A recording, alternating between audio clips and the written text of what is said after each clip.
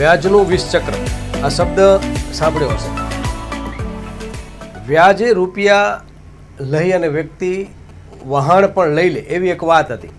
પણ મિત્રો, વ્યાજે રૂપિયા લીધા પછી વ્યક્તિની પરેશાની કેટલી બધી વધતી હોય છે એ એને જ્યારે અંદર પગ મૂકે છે ને ત્યારે ખબર પડે છે.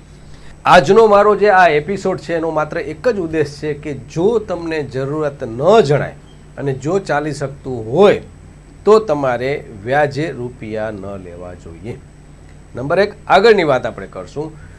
જો હવે તમે ધંધા રોજગાર માટે રિસ્ક લ્યો છો કે ભાઈ આપણે ચાલો રૂપિયા લઈ લેશું, કમાઈ લેશું, કરશું, થઈ જશે, ભગવાન બેઠો છે, માતાજી રક્ષા કરશે, આ બધી જ વાતો પ્રેક્ટિકલ જગતમાં નથી ચાલતી.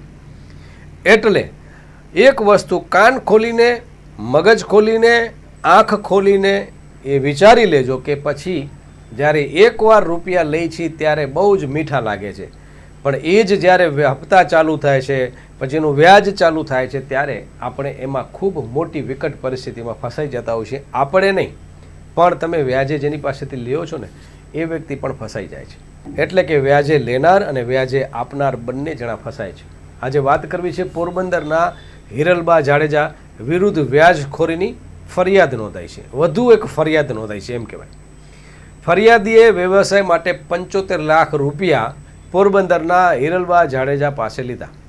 વ્યાજનું વ્યાજ એટલે આ વિચિત્ર એક શબ્દ જે છે, કારણ કે તમે જ્યારે વ્યાજે રૂપિયા લો કે ભાઈ મારે 10% અને એટલા બધા ટકામાં આપણે વ્યાજ લેતા હોઈએ છીએ કે આપણો ટકો થઈ જાય.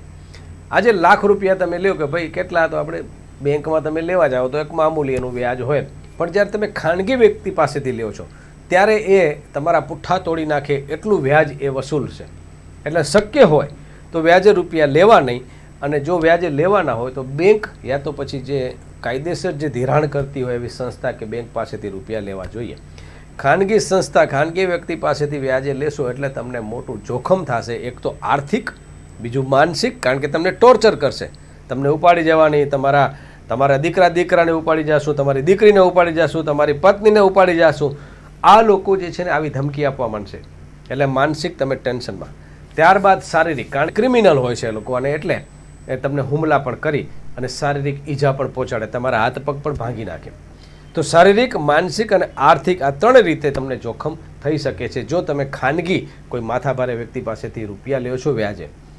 અને સાહેબ એક એની હદ હોય, એક એનું મીટર હોય, એક એની કંઈક માનવતા હોય, પણ જે લોકોએ માત્ર ધંધો જ કરવો છે ત્યાં કોઈ માનવતા નડતી નથી. એટલે પહેલી વખત જે આ હું તમને કહું છું કે વ્યાજનું વિષચક્ર છે એમાં સૌથી વધારે હું જવાબદાર વ્યક્તિ ગણું છું વ્યાજે રૂપિયા લેનારને.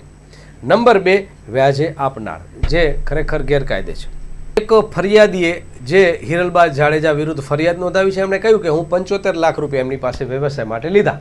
તો સાહેબ તમે શું કામ લીધા? બેંકમાંથી લેવાતા ને. તમારે હિરલબા જાડેજા પાસેથી લેવાની શું જરૂર હતી? યા તો તમે લાયક નહોતા, 75 લાખ રૂપિયા તમને બેંક આપત નહીં, તમારી પાસે જે છે સિબિલ નથી, તમારી પાસેનું ક્વોલિફિકેશન નથી, તમારી પાસે એવા કાગળિયા નથી, એટલે તમારે જે છે એ રિસ્ક ઉપર પૈસા લીધા. ભરી લેશો પછી આપણે ક્યાં કાંઈ વાંધો આવશે, પછી ક્યાંક જો નહીં ભરાય તો આપણે થોડા હિરલબા કંઈ કરી શકવાના છે. તો સાહેબ જે આપે છે ને એ વસૂલ પણ કરી શકે છે, ભલે એ જે છે કાયદેસર ગુનો છે, આપણે એની આગળ પણ ચર્ચા કરશું. પણ સાહેબ એવડી બધી તમારે અંદર જે છે કહી શકાય કે ગલગલિયા એવડા બધા કેમ થયા કે તમારે 75 લાખ રૂપિયા લેવા પડ્યા? એટલે તમે સૌથી પહેલાં જે છે આ વ્યવસાયી જે વ્યક્તિ જે છે જેણે લીધા છે 75 લાખ રૂપિયા, એ જવાબદાર. હવે જવાબદાર છે હિરલબા જાડેજા, જેણે વ્યાજનું વ્યાજ કર્યું છે. ધારો કે 30% વ્યાજ છે કે 10% વ્યાજ છે. હવે 10% વ્યાજ છે, જો તમે નથી ભરે, 1-2 દિવસ લેટ થયા, તો એ વ્યાજનું વ્યાજ. એટલે માણસ જિંદગીભર એ રૂપિયા ક્યારે ભરી શકવાનો નથી. આગળ વાત કરીએ, 1 દિવસ મોડું થાય તો 10% પેનલ્ટી લગાડવામાં આવતી હતી. વિચાર કરો મિત્રો, ક્યારે ઉકરી શકવાનો છે માણસ? હિરલબાએ 4 કરોડથી વધુની રકમ વસૂલી લીધી છે. આ વ્યવસાય જે છે ભાઈ 75 લાખ રૂપિયા જેણે હિરલબા પાસેથી લીધા છે, હિરલબા જાડેજા, તો એમણે એમ કહ્યું કે ભાઈ મેં ઓલરેડી વ્યાજનું વ્યાજ, હપ્તા, વ્યાજ બધું કરી અને ગણતરી કરી તો 4 કરોડ રૂપિયાથી વધુની રકમ મેં આપી દીધી છે. અને અંતે પછી એમણે કમલાબાગ પોલીસ સ્ટેશનમાં હિરલબા વિરુદ્ધ ફરિયાદ અને નોંધી છે અને ગુનો દાખલ થયો. હવે વાત કરશું આપણે ન્યાયની વાતમાં. હવે વાત કરશું આપણે કાયદાકીય જોગવાઈ શું છે. ભારતીય ન્યાય સંહિતા BNS 2023માં વ્યાજખોરી એટલે વધુ ટકાવારે વ્યાજ લેવી અથવા તો વ્યાજના દબાણ હેઠળ વસૂલાત કરવી એનો સ્પષ્ટ ઉલ્લેખ જે છે કરીએ તો આવી પ્રવૃત્તિઓ સંબંધિત કાયદા મુજબ દંડનીય બની શકે છે. એટલે કે તમે જ્યારે પણ એક ટકાવારી કરતાં વધારે વ્યાજ લેશો, પણ જે આપનાર જે છે ને એ બહુ હોશિયાર હોય, તમને અલગ અલગ કાગળમાં ચેકમાં એવી રીતના કરીને ઉલટાવી નાખશે. પણ જ્યારે વ્યક્તિ નથી ભરી શકતું એટલે વ્યક્તિ જે છે એ નામ આપી દેશે કે ભાઈ આ વ્યક્તિના કારણે હું સુસાઇડ કરું છું કે ઝેર પીવું છું કે મારા પરિવાર સાથે આત્મહત્યા કરું છું. એટલે વ્યક્તિ વ્યાજ લેનાર રૂપિયા જે છે એ વ્યક્તિ જે છે એ લટકી જાય છે, પરિવારને મારી નાખે છે અને પછી જે છે વ્યાજે રૂપિયા આપનાર જે છે એ પણ મરે છે કાયદાની આટીકૂટીમાં.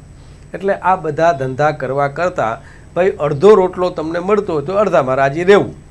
આ એક જે છે એક આધ્યાત્મિક અને ઇકોનોમિકનો સિદ્ધાંત છે. અર્થશાસ્ત્ર એમ કહે છે કે જેટલું હોય, આપણે વડીલો કહેતા કે જેટલી ચાદર હોય એટલો પગ ફેલાવવો જોઈએ, અને લાંબુ કરીએ ત્યારે આપણે ધંધે લાગી જતા હોય છે.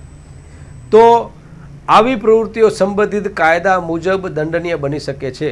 વ્યાજખોરો સામે કાયદાકીય જોગવાઈ છે તો કે હા, BNS એટલે કે ભારતીય ન્યાય સંહિતામાં એનો સીધો ઉલ્લેખ ન હોય, પરંતુ નીચેના કાયદાઓ હેઠળ કાર્યવાહી થઈ શકે છે. જેમ કે ભારતીય દંડ સંહિતા BNS હેઠળ જો દબાણ કે ત્રાસ આપવામાં આવે તો વ્યાજે રૂપિયા આપનાર સામે ફરિયાદ દાખલ થઈ શકે. આપનાર મર્યો પછી BNS કલમ 125 IPC કલમ 384 અનુસાર ખંડણી એ તમે જો કરશો તોય પણ તમે ગુનેગાર છો.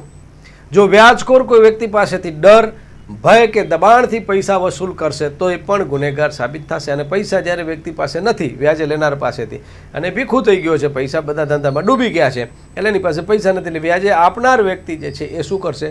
ડર આપશે, તને હું જે છે મારી નાખીશ, તને ઉપાડી જઈશ, તને જે છે એ હુમલો કરીશ, તારા ફેમિલીને ઉપાડી જઈશ, તારા ફેમિલીને મારી નાખીશ, અને જે છે ડર અને ભય બતાવશે. અને જો એવી રીતે પૈસા વસૂલ કરવા જશે તો પણ ગુનો દાખલ થશે. ખંડણીના ગુના માટે દોષિત ઠેરવી શકાય. શિક્ષાની વાત કરીએ, સજાની વાત કરીએ તો 10 વર્ષની જેલ અને દંડ બંને જે છે થઈ શકે છે વ્યાજે રૂપિયા આપનાર.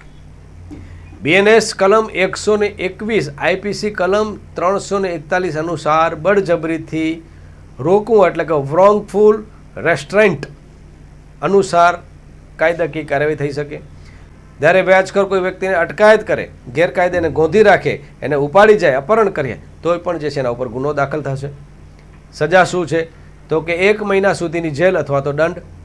ઘણા બધા રાજ્યોએ જે છે પોતાનો અલગ અલગ આ બાબતે કાયદો બનાવ્યો છે, જેમાં મની લેન્ડિંગ એક્ટ બનાવ્યું છે. જેમ કે મહારાષ્ટ્રમાં મની લેન્ડિંગ એક્ટ, ગુજરાતમાં મની લેન્ડિંગ રેગ્યુલેશન રૂલ્સ, જે મુજબ લાયસન્સ વગર વ્યાજે પૈસા આપવા અને ઊંચા વ્યાજે પૈસા વસૂલ કરવા ગુનાહિત કૃત્ય છે. NOC અને દસ્તાવેજ વગર વ્યાજે પૈસા આપવા એ પણ ગુનો છે. આવા કેસોમાં વ્યાજખોર સામે સિવિલ કોર્ટમાં કાર્યવાહી થઈ શકે છે. મુખ્ય મુદ્દા ટૂંકમાં વાત કરીએ તો ત્રાસ, ધમકી અને વસૂલી કરવી તો BNS કલમ 125 મુજબ 10 વર્ષની જેલ અને દંડ થઈ શકે છે. બળજબરીથી જો તમે એને રોકો છો, ઉઠાવી જાઓ છો, એનું અપહરણ કરો છો, ગોંધી રાખો છો તો BNS કલમ 121 મુજબ 1 મહિના સુધીની જેલ થઈ શકે છે. લાયસન્સ વગર વ્યાજ આપવું, રાજ્ય મની લેન્ડિંગ કાયદા હેઠળ દંડ અને જેલ થઈ શકે છે. જો તમે વ્યાજખોરનો ભોગ બન્યા હો તો નજીકના પોલીસ સ્ટેશનમાં ફરિયાદ દાખલ કરી શકાય છે. જે તે સમયે ગુજરાતના ગૃહમંત્રી, પોલીસ ખાતું અવેરનેસ માટે, લોકોને જાગૃત કરવા માટે કે ડર્યા વગર, તમે કોઈ પણ ચિંતા કર્યા વગર અમારી સમક્ષ આવો. પણ ભાઈ બીજું સ્ટેપ છે, લીધા શું કામ? પૈસા આપણે લઈએ છીએ ત્યારે ફસાય છે, અને લેવા ટાણે તો બહુ જ મજા આવે છે.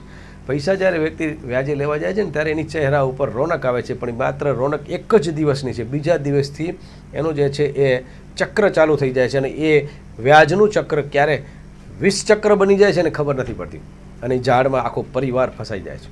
તો મિત્રો બસ આ સ્ટોરીનો એટલો જ ઉદ્દેશ હતો કે શક્ય હોય તો આપણે ચલાવી લેવું, અને જરૂર હોય કે ભાઈ લેવા છે તો બેંક અથવા તો જે કાયદાકીય જે સંસ્થા જે છે, લાયસન્સ જેમને મળેલું છે, જે આપી શકે છે વ્યાજે રૂપિયા, અને એ પણ એક નિયમ મુજબ, ધારા ધોરણ મુજબ એની પાસેથી લેવા. કોઈ પણ ખાનગી વ્યક્તિ પાસેથી વ્યાજે લઈ અને તમે તમારા પોતાનું અને પરિવારનું ક્યારે પણ જીવન બરબાદ ન કરજો, એવી એક વડમાગી સલાહ તરીકે, પત્રકાર તરીકે, કાયદાના વિદ્યાર્થી તરીકે. નમસ્કાર, હું જયમલસિંહ જાડેજા, મા ન્યૂઝ ગુજરાત.